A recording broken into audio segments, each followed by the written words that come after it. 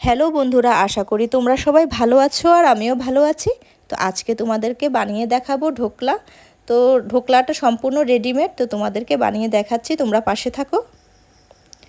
তো প্যাকেটটাকে কেটে আমি সম্পূর্ণ গুঁড়াটা বাটির মধ্যে ঢেলে নিচ্ছি।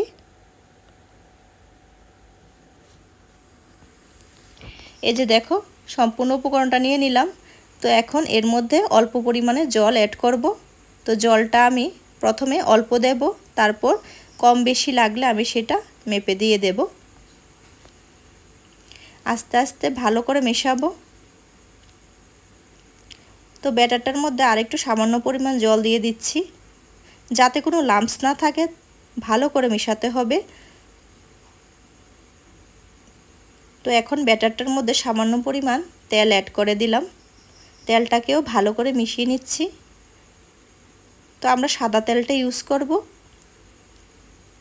এবার এরকম একটা বাটির মধ্যে ব্যাটারটাকে ঢেলে নেব।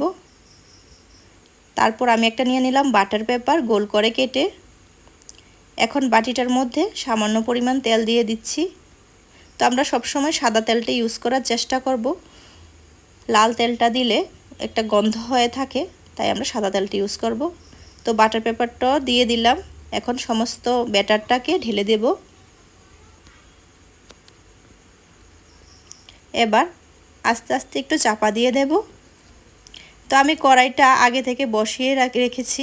তো কড়াইয়ের মধ্যে জল দিয়ে ঢাকা দিয়ে দেব।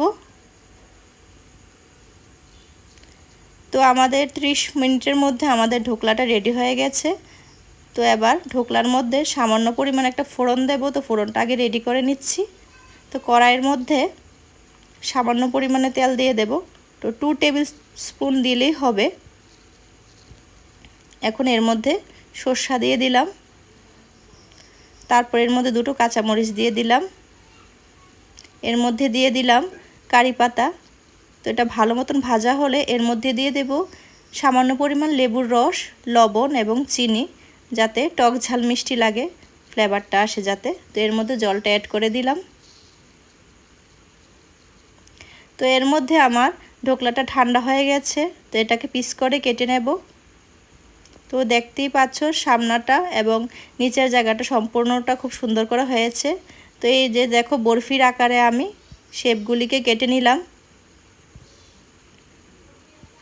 তো এর মধ্যে এবার ফোড়নটাকে অ্যাড করে দেব। ভালো করে অ্যাড করে দেব ফোড়নটাকে। এই যে দেখো, আমার ঢোকলা একেবারে রেডি। তো আমি আজকে ফার্স্ট টাইম ট্রাই করেছি, জানি না কীরকম হয়েছে। তো তোমরা কমেন্ট করে বলবে যে আমার যে ঢোকলা বানানোর প্রসেসটা ঠিক হয়েছে কি ভুল। তো আমার পাশে থাকবে এবং লাইক, শেয়ার, সাবস্ক্রাইব করবে।